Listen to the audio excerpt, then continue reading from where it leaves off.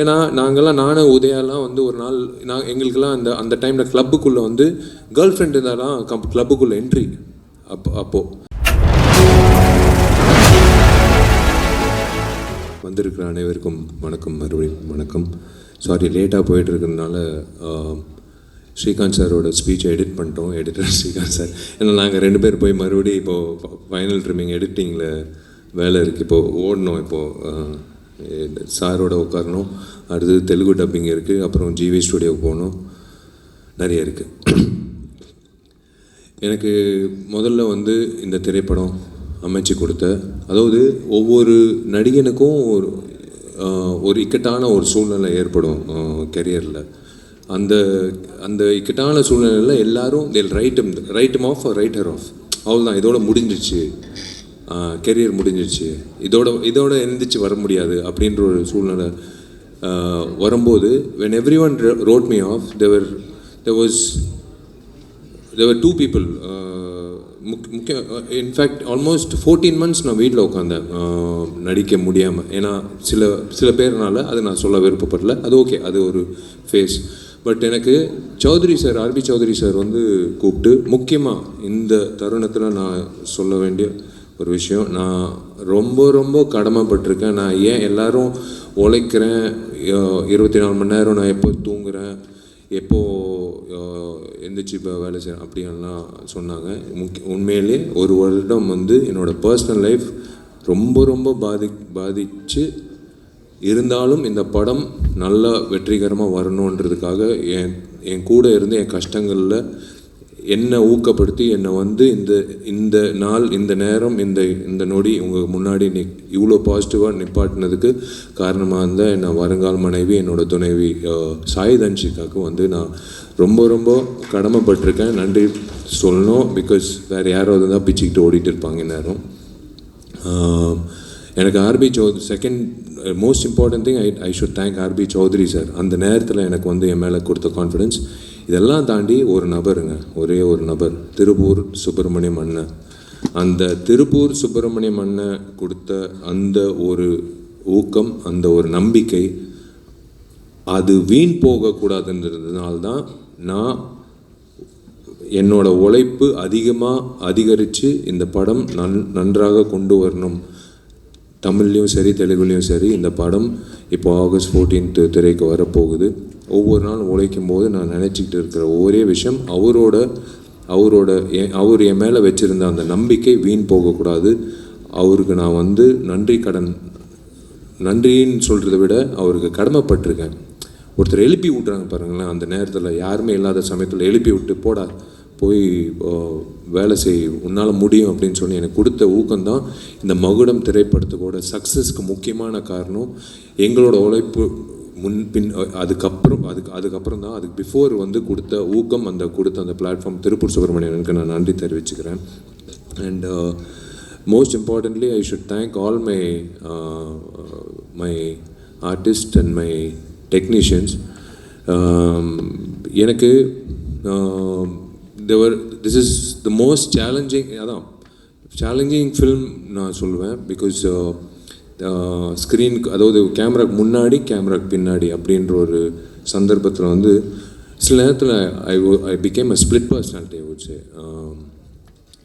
இது ஏன்னா போய் நடிக்கணும், நான் நடிக்கும்போது எல்லா ஆர்டிஸ்ட்க்கும் நான் சொல்லிவிடுவேன், நான் ஸ்டார்ட் கேமரா ஆக்ஷன் சொல்லி 1 செகண்ட்க்கு அப்புறம் நீங்கள் நடிங்கன்னு சொல்லுவேன். ஏன்னா எனக்கு அந்த எடிட் பாயிண்ட்டு, நான் திடீர்னு நடித்தா அது அந்த வசனம் பேசினா அது கஷ்டம்னு சொல்லும்போது பேசி முடித்த உடனே அதுதான் அந்த கஷ்டமான விஷயம். அவங்க பேசி நடித்து முடித்ததுக்கப்புறம் மறுபடியும் நான் போய் அந்த காட்சியை பார்த்து வந்து நடிக்கிறது தான். அந்த நேரத்தில் என்னன்னா, எல்லாருமே நான் சொன்னது வந்து, இவன் எதுக்கு நம்மளுக்கு நடிப்பு சொல்லித்தரான், இவன் எதுக்கு எனக்கு வரிகளுக்கு வந்து ஒரு ஒரு ஒரு ஒரு விஷயம் சொல்கிறாப்புல, இவன் எதுக்கு இசையமைப்பில் வந்து எனக்கு ஒரு விஷயம் இவன் எதுக்கு வந்து நான் நடன பயிற்சி, முக்கியமாக திலீப்புக்கு வந்து எதுக்கு நம்மளுக்கு எதுக்கு ஸ்டண்ட்டு பற்றி இவன் சொல்கிறான் அப்படின்னு சத்தியமாக சொல்கிறேங்க. இந்த ஈகோ இல்லாத இந்த கூட்டனால தான், இந்த ஈகோ இல்லாத இந்த டெக்னீஷியன்ஸ், இந்த ஆக்டர்ஸ் ஆக்ட்ரஸஸ், இந்த டீம் எனக்கு கிடைச்சதுனால தான் மகுடம் வந்து இவ்வளோ சிறப்பாக வந்திருக்கு.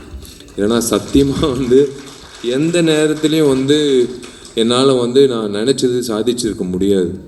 I can start with everyone, right from Dushara, next my very very close friend Anjali for the last so many 15 years. And ஏன்னா ஆர்டிஸ்ட் கிட்ட வாங்குறது வேலை வாங்குறது நான் கற்றுக்கிட்டது பாலாண்ணா கிட்ட.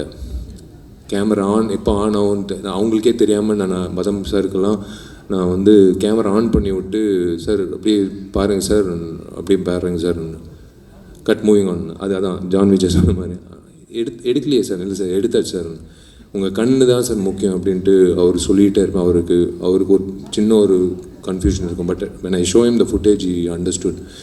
எனக்கு அதே மாதிரி தான் மற்ற நடிகர்கள். ஐ டோன்ட் நோ லைக் எனக்கு அந்த இப்போ மாயா ஆகட்டும், லைக் எவ்ரி ஒன், அந்த தம்பி அஸ்வின் ஆகட்டும், like I have to go down to there அவங்க இடத்துக்கு வந்து உன் ஜூஸும் வேணாம் உன் காரும் வேணாம் அப்படின்னு சொல்லும்போது நான் அது சொல்லும் போது அவங்க உள்வாங்கி பண்ணுறது ஐ ஹாவ் இட் இஸ் எனக்கு பிடிச்ச ஒரு கிராஃப்ட் இதுங்க. 35 வருஷத்தோட கனவு.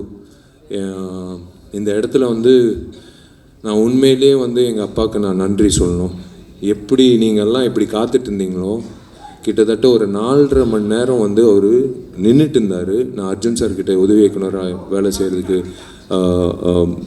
நான் கேட்கும் போது அவர் ஷூட்டிங்கில் இருந்தார். பட் 4.5 மணி நேரம் நின்னார். வேணாப்பா, தெரிஞ்ச அர்ஜுன் அங்கிள் தான், எனக்கு எத்தனையோ வருஷம் பழக்கம். பட் இருந்தாலும் இல்லைடா, நீ அசிஸ்டன்ட் டைரக்டராக சேர போகிற, ஸ்கூலில் உனக்கு இப்போ எப்படி அட்மிஷன் நின்னோ அதே மாதிரி உனக்கு நான் நின்று நான் உனக்கு வேலை வாய்ப்பு கேட்க போகிறேன் அப்படின்னு சொல்லி நின்று எனக்கு ஊக்கப்படுத்தி என் கனவை நினைவாக்கின எங்கள் அப்பாவுக்கு நான் வந்து நன்றி தெரிவித்தே ஆகணும்.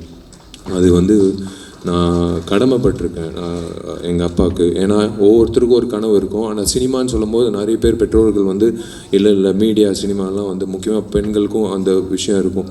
இல்லை மீடியாவில் வந்து தப்பு, அதுக்குள்ள போகக்கூடாது அப்படின்னு சொல்லுவாங்க. ஆனால் எங்கள் அம்மா வந்து முக்கியமாக சண்டைக்கோழி காரணம் வந்து எங்கள் அம்மா தாங்க. எங்கள் அப்பா வந்து இல்லை இவ்வளோ காசுலாம் செலவு பண்ண முடியாதுன்னு. எங்கள் அம்மா சொன்னாங்க, நீ காசு செலவு பண்ணுறியா இல்லை நான் காசு செலவு பண்ண. நான் லிங்குசாமியோட கதை கேட்டேன். இந்த படம் தான் என் பையனை வந்து பெரிய ஆக்ஷன் ஹீரோ ஆகணும்னு எங்கள் அம்மா தான் சொன்னது. ஸோ அதுதான் வந்து இன்றைக்கி எங்கள் அப்பா அம்மாவோட அந்த ஒரு அவங்க கொடுத்த அந்த நம்பிக்கை தான் 35 வருஷம் கழிச்சு today I'm standing in front of you as a director. Of course ghost direction okay, but அஃபிஷியலாக விஷால் என்ற 45வது புதுமுக இயக்குனர் 99வது படம் ஆர்பி சௌத்ரி சார் சூப்பர் ஃபிலிம்ஸில் நிற்கிறது பெரிய விஷயம். I should really thank my குருநாதர் Arjun sir, action king Arjun sir. அவர் என்னை நடிக்க வச்சார். தேரிக்கே வெய்டா அந்த கிளாப் போர்டு வந்து நடிடான்னு சொல்லி அன்றைக்கி நடிக்க வச்சு என்னை வந்து ஃபோட்டோ ஷூட் பண்ணி என்னை வந்து நடிகராக வந்து போய் நடிக்க ஆரம்பிடான்னு சொன்னது அவர். இன்றைக்கி நான் இயக்குனராக ஆகிறதுக்கு காரணம் அவர். உண்மையிலே அவருக்கு நான் அவர்கிட்ட கற்றுக்கிட்ட விஷயங்கள். அதே மாதிரி நான் ஃபஸ்ட்டு லைஃப்பில் வந்து ராம் கோபால் வர்மா அவர்களோட அந்த உதயம் சிவான்ற திரைப்படம் ஸ்கூலில் படிக்கும்போது பார்த்து வெளியில் வந்து நான் இயக்குனர் ஆகணும்னு நான் நினச்சி இன்றைக்கி வந்து அதுக்கு நினைவாகுதுன்னா, இப்போ I can tell you one thing, I can tell everyone whoever is watching this, if you dream about something with sincerity, with your gut feeling, with willpower, with determination, with consistency, kandipa you will make it. If Vishal can make it, kandipa நீங்களும் you can make it. எந்த துறையாக இருந்தாலும் சரி, அது cinema துறையாக இருக்கணும்னு இல்லை, நீங்கள் எந்த துறையில் ஐஏஎஸ்ஸாக இருக்கலாம். என்னோட பசங்க, என்னோட தங்கச்சிங்க இன்றைக்கி எல்லாரும் பெரிய பட்டதாரிகளாக பெரிய எல்லா காலேஜ்லேயும் வந்து எல்லா கிராமத்து பிள்ளைங்க தான். பட் இருந்தாலும் சரிசமமாக உட்கார வச்சு அவங்க இன்றைக்கி வந்து எல்லா காலேஜில் என் பசங்க வந்து இன்றைக்கி வந்து பட்டதாரிகளாக இருக்காங்கன்னா definitely it's because of their will power and definitely it's because of that consistency. That's what I would like to tell you. And yes, எனக்கு இந்த திரைப்படத்தில் எனக்கு அமைஞ்ச இதோ ரிச்சர்டு தம்பி டிஓபி ரிச்சர்டு வந்து நம்ம ரொம்ப வருஷமாக எனக்கு we have done so many films, summer, நான் சேவ் மனிதன், என்ன மதகஜராஜா, என்ன எல்லாம். இந்த படத்தில் வந்து அவனுக்கு கரெக்டாக தெரியும் அந்த எடிட் பாயிண்ட்டு வந்து. ஒரு நாள் ஆக்சுவலாக துஷாரா டேட்டு பிரச்சனை. அன்றைக்கி வந்து 2 மணிக்கு ஆக்சுவலாக 6 to 6 இல்லைடா, மார்னிங் 6 வரைக்கும். ஆனால் 2 o'clock 10:30 போக வேண்டியது, கரெக்ட் 2 o'clock வரைக்கும்.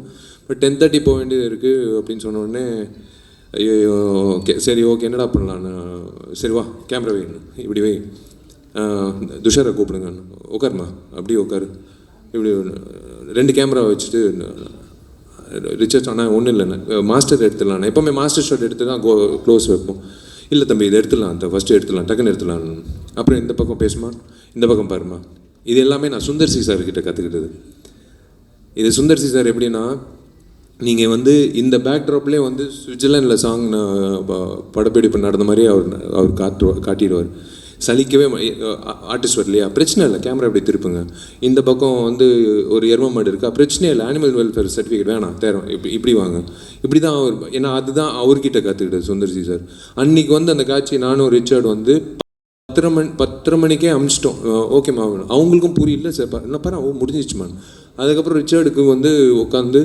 நம்ம வாடா சாப்பிட்லாம்டா சாப்பிட்டு நிதானமாக எடுக்கலாம் இப்போ 2 மணி வரைக்கும் அப்போ தான் ரிச்சர்டுக்கு ஏன்னா இவன் இருந்ததுனால தான் என்னால் அந்த காட்சியை வந்து அவ்வளோ சிறப்பாக அமைச்சு கொடுத்தது ஏன்னா we knew the edit both of us knew the edit இது அதே மாதிரி Pon Parthiban he knows my wavelength is the same Hari sir படங்களில் நாங்கள் பயணிச்சிருக்கோம் அதுக்கப்புறம் இஸ் கம் எஸ் இரும்புத்தியில் 2 பேர் நான் பயணிச்சிருக்கோம் இன்றைக்கி எனக்கு ஒரு டைலாக் ரைட்டராக வரும்போது he knows the wave length every one knows my wave length அதுதான் எனக்கு ரொம்ப பிடிச்ச ஒரு விஷயம் ஒன்று இது இவன் சொல்கிறானே இவன் என்ன திடீர்னு ஏன்னா உமாதேவி மேடம் நான் ஃபஸ்ட்டு இந்த பாட்டு சொல்லும் போது அவங்க எனக்கு மெசேஜ் போடுறாங்க சார் நான் எவ்வளோ பாட்டு எழுதியிருக்கேன் ஆனால் எனக்கு இது ஒரு சேலஞ்சாக இருக்குது எனக்கு இப்போ ஒரு மாதிரி பயங்கரமாக இருக்குது சார் மேடம் இதே தான் நான் என் டார்லிங் திலீப் கிட்ட சொன்னேன் ஊட்டியில் புல்லரிச்சிச்சுன்னா கண்டிப்பாக இந்த படம் சூப்பர் ஹிட் மேடம் அவனுக்கு வந்து திலீப்புக்கு வந்து புல்லரிச்சிச்சின்னு சொன்னான் நான் சொன்னோன்னு இந்த காட்சியினாலே இப்போ 6 நிமிஷம் அப்பாவோட இப்போ பார்த்தீங்க முத்துமணி மேலே சாங்கு அது ஒரு கிட்டான ஒரு